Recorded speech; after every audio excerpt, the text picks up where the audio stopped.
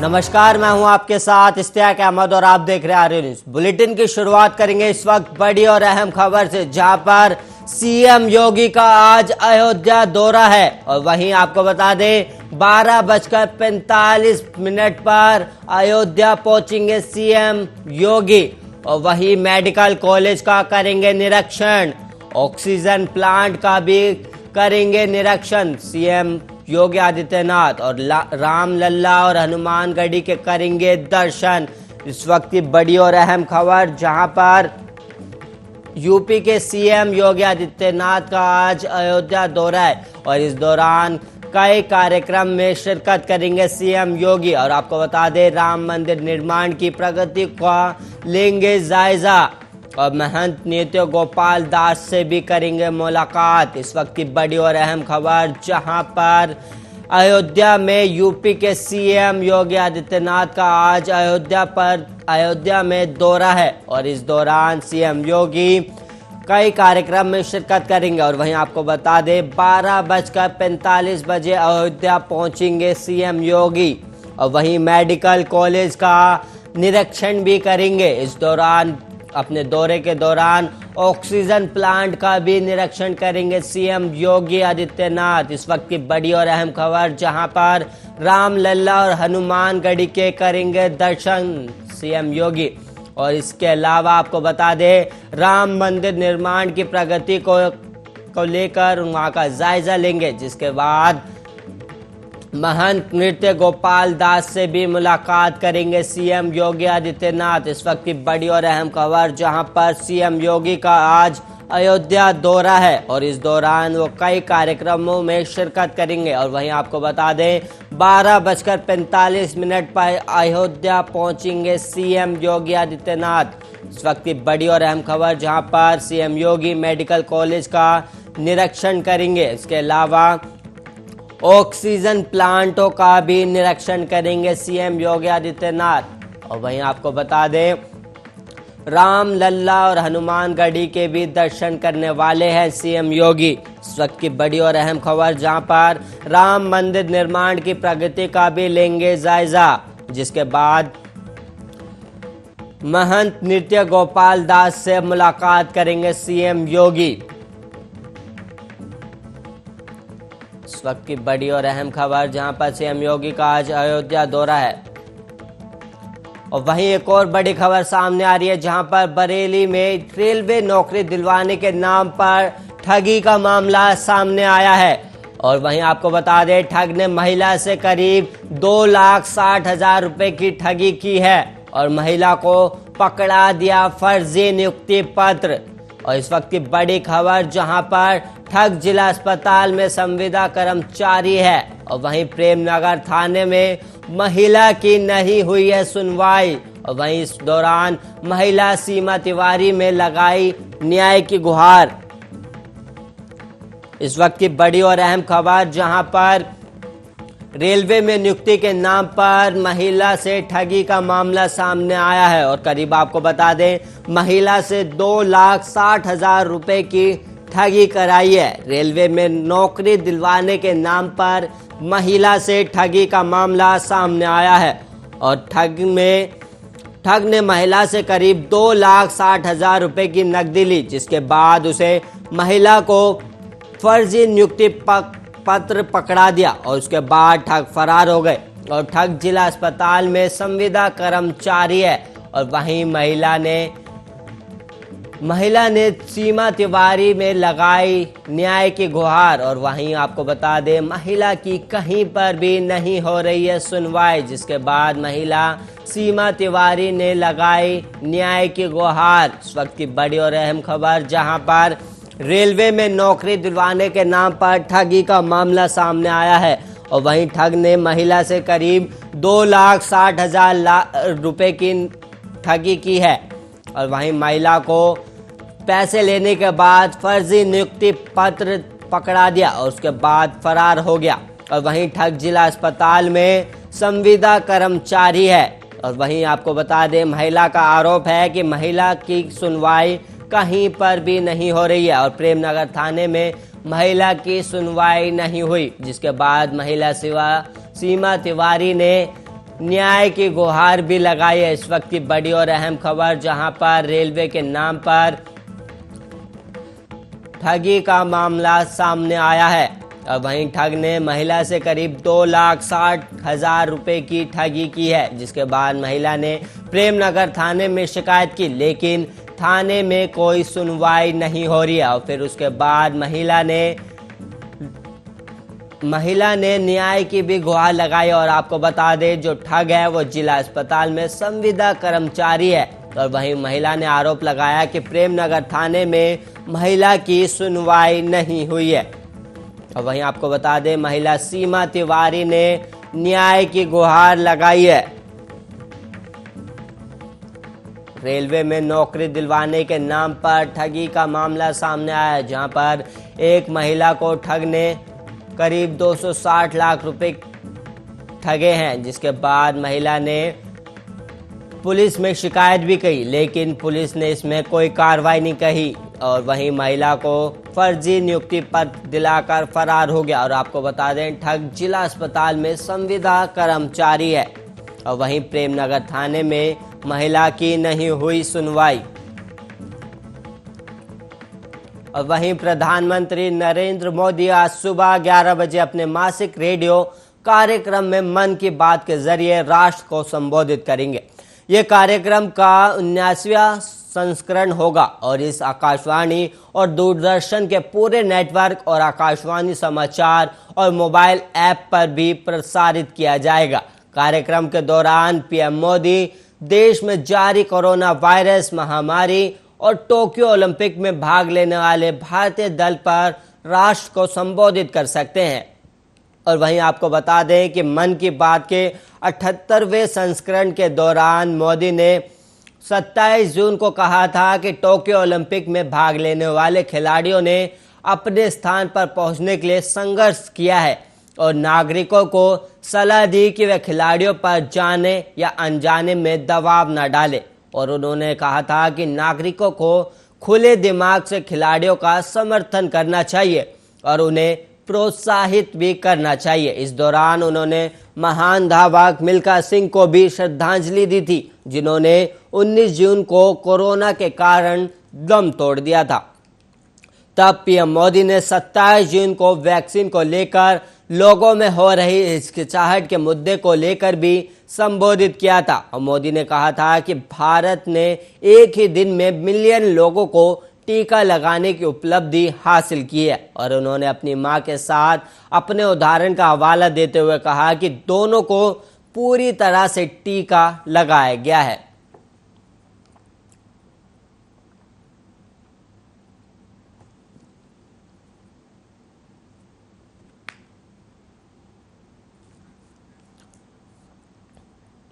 और वहीं दिल्ली में 3 महीने से ज्यादा समय से बंद पड़े सिनेमा घरों और स्पा को बड़ी राहत मिली है।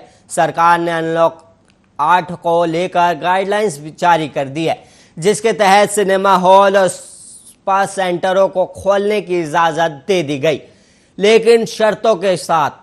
और इसके साथ ही दिल्ली मेट्रो और बसों से सफर करने वाले लोगों को भी राहत दी गई है। अब दिल्ली मेट्रो अपनी 100% सीटिंग कैपेसिटी के साथ चलेगी और वहीं डीटीसी और क्लस्टर बसों को 100% क्षमता के साथ चलाने की इजाजत दे दी गई है। हालांकि मेट्रो और बस दोनों में ही खड़े होकर यात्रा करने की इजाजत नहीं होगी और यह आदेश 26 जुलाई सुबह 5 बजे से 9 अगस्त सुबह 5 बजे तक लागू रहेगा। और वहीं दिल्ली डिजास्टर मैनेजमेंट अथॉरिटी द्वारा जारी आदेश में कहा गया है कि सिनेमा हॉल अपनी 50% सीटिंग क्षमता के साथ खोले जा सकेंगे।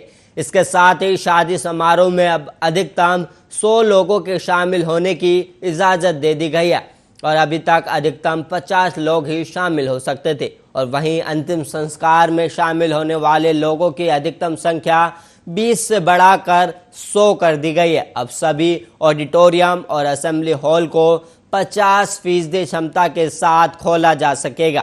इससे पहले स्कूल या शैक्षणिक संस्थानों के ऑडिटोरियम और असेंबली हॉल को ट्रेनिंग और मीटिंग के लिए 50% क्षमता के साथ खोलने की अनुमति दी गई थी।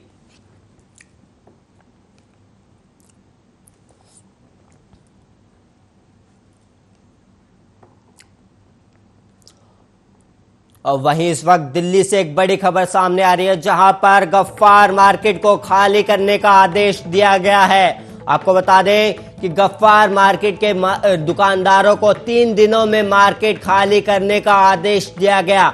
और वहीं आपको बता दें, आईआईटी रुड़की की ऑडिट पर एमसीडी ने उठाया ये बड़ा कदम और नगर निगम ने स्ट्रक्चर ऑडिट करवाया था और पिछले दिनों हुए हादसे के बाद कराया गया था ऑडिट और सभी दुकानदारों को 3 दिनों का समय दिया गया है। इस वक्त की बड़ी और अहम खबर जो कि दिल्ली से है। दिल्ली में गफ्फार मार्केट को 3 दिनों के अंदर खाली करने के आदेश दिए गए हैं। और वहीं आपको बता दें, आईआईटी रुड़की के ऑडिट के आधार पर ये फैसला लिया गया है। और आपको बता दें, गफ्फार मार्केट को खाली करने के लिए दुकानदारों को महज 3 दिनों का नोटिस दिया गया है, जिसके बाद दुकानदारों को 3 दिनों के अंदर मार्केट को खाली करना पड़ेगा। और आईआईटी की ऑडिट पर एमसीडी ने यह बड़ा कदम उठाया है, जिसके बाद नगर निगम ने स्ट्रक्चरल ऑडिट करवाया था, जिसके आधार पर यह फैसला लिया गया है।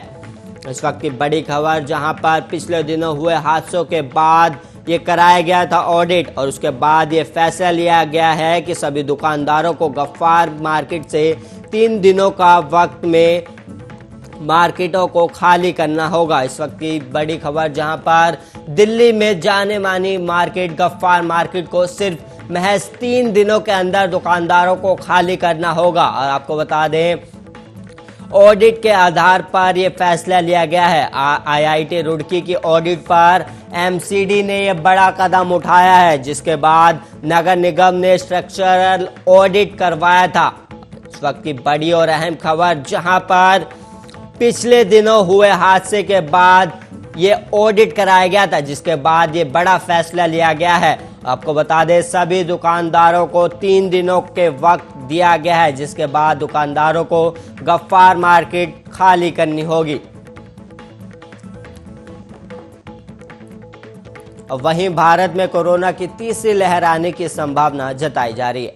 कई राज्यों ने इसको लेकर तैयारियां भी जारी कर रखी है। इसी बीच देश की कोविड आपातकालीन रणनीति तैयार करने वाले अधिकारियों की टीम ने केंद्र सरकार से कहा है कि तीसरी लहर के दौरान कोरोना के दैनिक मामलों की संख्या 50,000 के पार नहीं जानी चाहिए। और उन्होंने आगे कहा कि कोरोना केस की रोकने के लिए सभी कदम उठाए जाने चाहिए।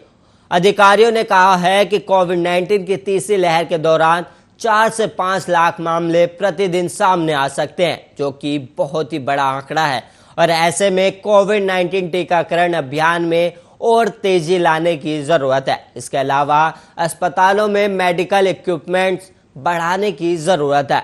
और कहा गया कि अगली लहर के दौरान देश में कम से कम 2 लाख बेड्स की और जरूरत पड़ेगी। इसमें सबसे ज्यादा यूपी में बेड्स की जरूरत पड़ेगी। इसके बाद महाराष्ट्र, बिहार, पश्चिम बंगाल और मध्य प्रदेश में बेड्स की जरूरत पड़ सकती है।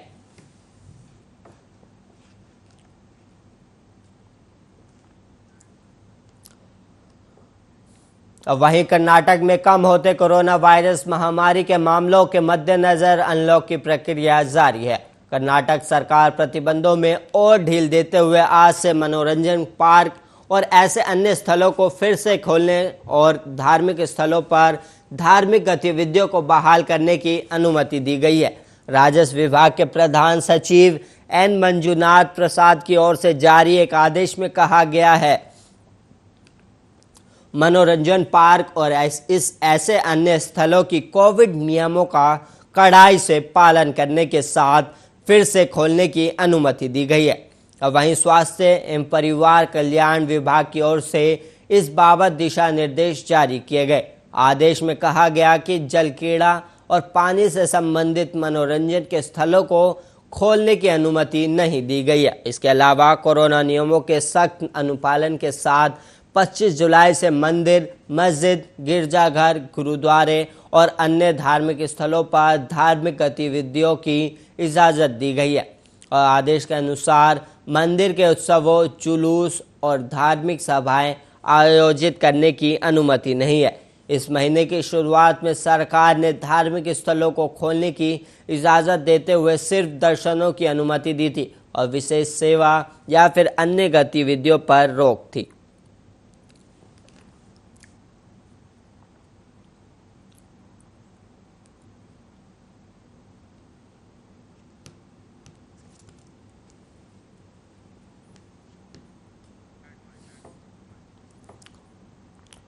वहीं राजधानी दिल्ली में आज हल्की बारिश की संभावना जताई गई है और 26 जुलाई के लिए ऑरेंज अलर्ट भी जारी किया गया। राजधानी दिल्ली और उसके आसपास के इलाकों में रहने वाले लोगों को आज गर्मी से राहत मिल सकती है। मौसम विभाग ने आज दिल्ली में आसमान में बादल छाए रहने के साथ हल्की बारिश होने की संभावना भी जताई है।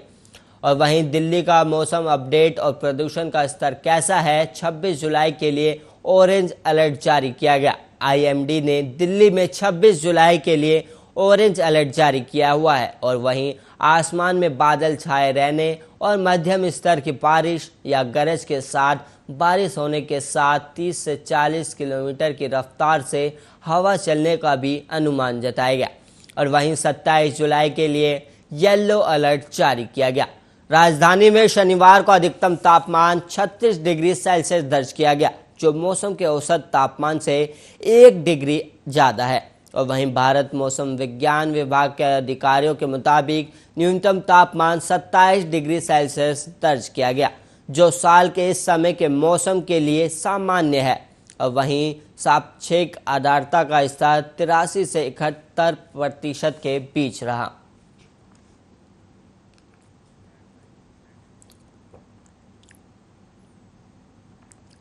और वहीं दुनिया का सबसे ज़्यादा इस्तेमाल होने वाला सर्च इंजन में से एक गूगल अब मुश्किलों में घिर गया है। फ्रांस के एंटी ट्रस्ट वॉचडॉग ने अल्फाबेट के गूगल पर 500 मिलियन यूरो यानी $593 मिलियन का फाइन लगा दिया है। क्या है पूरा मामला, देखिए इस रिपोर्ट में।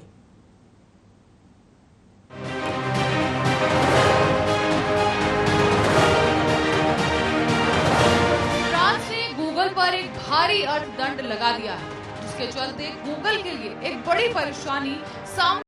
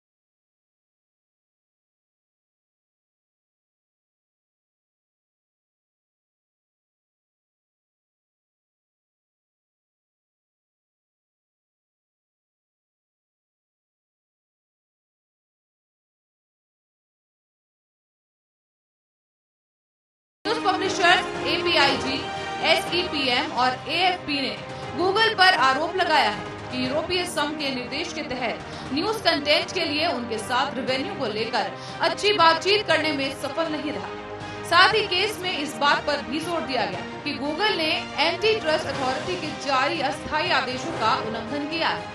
ये आदेश मांग करते हैं कि ऐसी बातचीत 3 महीने के अंदर ही किसी भी न्यूज पब्लिशर के साथ हो जो उनसे ये डिमांड करे।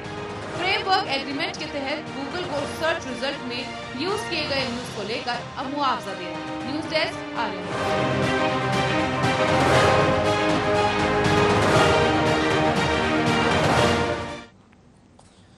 इस बुलेटिन में इतना ही। देश और दुनिया की तमाम खबरों के लिए आप देखते रहिए आर्या न्यूज।